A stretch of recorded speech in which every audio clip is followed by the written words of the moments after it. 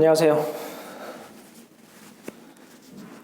아는 선생입니다. 아는 선생님, 아는 선생님, 아는 선생님, 아는 선생입니다. 오늘 시간에는 시기와 시기, 그죠? 고등학교 2학년이라는 시기, 뭐 이런 이야기 하는 거예요. 시기와 능력에 대해서 이야기해 볼 예정입니다. 이 주제를 오늘 선택하게 된 이유는 저도 뭐 제 유튜브도 가끔 보지만 다른 분, 그리고 제가 교육 채널을 운영하니까 교육 채널 유튜브를 보다 보면 또 다른 교육 채널 막 유튜브가 자동으로 이렇게 올라오게 되죠. 거기서 어떤 인터넷 뭐 일타 강사는 아닌 것 같고 제가 얼굴을 모르니까 그냥 강사 한 분이 지금 이런 말씀을 했어요. 지금 예비 고1은 수학 3과 수학 하를 한꺼번에 봐야 한다. 어떻게 보면 지금 내용은 예비 고1든 예비 중1든 뭐 고등학교 1학년이든 뭐 대부분 학생들에게 해당하는 내용이에요. 시기적으로 조금 약간 그런 예비 중1이나 예비 고1에 대한 내용이 조금 더 섞이긴 하겠지만 결국 모든 학생들에게 해당하는 이야기입니다. 그 인터넷 인강 강사가 하는 말이 뭐였냐면 지금 시기에 고등수학 상하를 다 한 번씩 봐야 한다. 이때까지 선행학습을 안 한 학생도 고등수학 상하를 다 봐야 한다. 이런 식으로 그냥 이야기했었어요. 그분도 다 알고 있는 거겠죠. 실력이 있는 학생들은 이미 고등수학 상하를 한 번 이상은 다 봤다라는 걸 알고 있는 사람이잖아요. 모르면 말이 안 되지. 그죠? 그러면 지금 시기에 고등수학 상하를 보고 올라가야 된다라고 하면 그 말은 지금까지 고등수학 상하를 보지 않은 모든 학생에게 하는 말인 것이고, 그럼 그 모든 학생 중에 물론 실력이 아주 좋지만 선행학습을 안 한 일부의 학생도 있지만 대부분 실력이 부족해서 선행학습을 안 한 학생들을 대상으로 하게 된 말이었다는 겁니다. 그러면 조금 넓게 잡으면, 그죠? 한 3등급부터 9등급 되는 학생들까지 전부에게 그런 말을 한 거죠. 지금 시기에 고등수학 상하를 다 보지 않으면 한 번은 다 보고 올라가야 된다. 이런 이야기를 한 거예요. 거기에 이 사람이 가장 강조한 것은 지금 시기죠. 대부분의 사교육은, 저도 사교육을 하지만 시기에 대한 강조를 너무 많이 합니다. 시기에 대한 강조. 지금 시기에 뭐가 되어 있어야 한다. 지금 시기에 뭘 해야 한다. 비전문가분들이 듣기에, 부모님들이 듣기에 매우 그럴싸하다는 거죠. 왜? 자, 여름방학이, 고등학교 여름방학은 요즘 3주입니다. 그지? 거의 3주예요. 3주 밖에 없기 때문에 고등수학 4를 볼 시간이 없다. 아니면 고등수학 하가 새로운 내용이 많기 때문에 한 번 봐가지고 힘들다. 이런 이야기가 금방 먹히는 거죠. 왜? 그럴 것 같잖아요. 저도 모르면 그럴 것 같은데. 그냥 시기만 이야기하는 겁니다. 그죠? 그리고 대부분 3등급부터, 자, 3등급 나올 학생들, 3등급 뭐 중후반부터 9등급까지가 있는데, 그죠? 고등학교에 가면 이렇게 될 학생들에 대해서 어떻게 한꺼번에 같은 이야기를 하냐 이거죠. 자, 3, 4, 5, 6까지 잡아줍시다. 이 뒤로는 공부를 정말 거의 안 하니까. 그죠? 공부에 손을 뗐다고 봅니다, 그냥. 공부에 손을 뗐다고 보면, 그러면 4, 5, 6학년, 혹은 3, 4, 5, 6등급, 3, 4, 5등급에게 전체적으로 같은 이야기를 하는 거죠. 뭐에 대한 고려 없이? 이 학생들의 능력에 대한 고려는 하지 않고, 그죠? 능력에 대한 고려를 하지 않고, 그냥 시기에 대해서 이야기합니다. 물론 다는 그렇지 않겠지만, 인강에서 이번에 목표로 한 타겟이 있고, 회사니까, 인강은 주식회사입니다, 대부분. 그죠? 주식회사, 저도 회사 생활을 오래 했기 때문에, 그죠? 회사 생활에서 기획을 했었어요. 그래서 타겟이라는 게 다 있단 말입니다. 타겟이 있고, 그 타겟을 채우기 위한 전략, 이런 거에 의해서 우리 사교육 시장은 대부분 움직이는 겁니다. 사교육 시장이 우리 아이 한 명에게 도움이 되는 방향으로 움직일 수 없는 이유예요. 왜? 결국 사교육 시장, 큰 시장, 이미 상장 회사들이 있는 이 시장은, 그죠? 확원이 커질수록 매출 타겟을 두고 거기에 맞추는 전략을 짤 수밖에 없는 거예요. 그래서 저는 개인적으로 생각하는 게, 우리 아이의 공부 방향과 사교육의 공부 방향이 일치하는, 사교육이 이끌어가는 방향이 일치하는 그 실력대는 상위권 이상이라는 거죠. 어머님들이 말씀하시는, 우리 애가 지금 가서 전기값 내주고 있는지 모르겠네. 실제 그럴 가능성이 크다는 겁니다.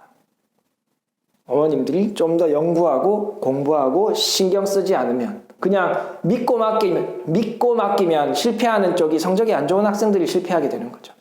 왜? 사교육은 매출을 극대화하는 방향으로 움직일 수밖에 없기 때문에. 큰 회사일수록.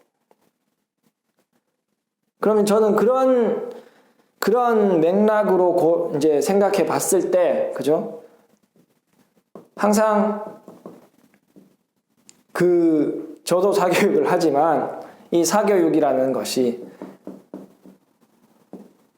인강, 학원, 교습소, 이런, 그죠? 시기를 강조하게 되는 이유입니다. 왜? 이 시기를 강조해서 많은 수강을 할 수 있도록 하는 것이 매출을 극대화하는 방법과 일치하기 때문에.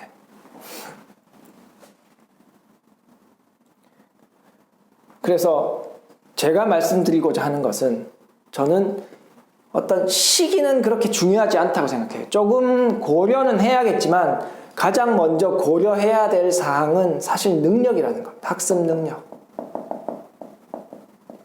예를 들면, 아까 말씀드렸잖아요. 고등수학 상하를 지금 해야 되는 학생이다. 만약에 아까 그 인강 강사는 처음 하는 걸 이야기했으니까, 처음 해야 되는 학생인데 상하를 꼭 12월, 2월까지 봐야 한다. 시기만 강조를 한 거죠. 그러면 지금까지 선행을 할 수 없었던 이 성적이 부족한 학생들, 물론 한 학생도 있죠. 물론 아는 건 하나도 없겠지만, 이런 성적대가 될 것 같은 그런 중학생들이 과연 상하를 해낼 능력이 있느냐를 봐야 하는 겁니다. 왜? 평소에 중1에서 중3 다시 2학기를 마칠 때까지 한 학기에, 그죠? 한 학기에 수학 2과목을 해본 적이 없잖아요. 이때까지 해본 적이 없는 학생들입니다. 이때까지 그것을 소화해본 적이 없다. 그런 능력이 없다 이겁니다. 그런 능력이 검증되지 않았다. 그런 능력이 있다면 성적이 낮지 않겠죠. 그러면 성적이 부족하다라는 말은 그런 능력이 없다는 거죠. 능력이 없다. 능력이 없는 학생에게 이 시기, 12월, 2월 이 시기를 가장 많이 고려해서 수업을 시켰을 때에 그러면 소화가 되느냐?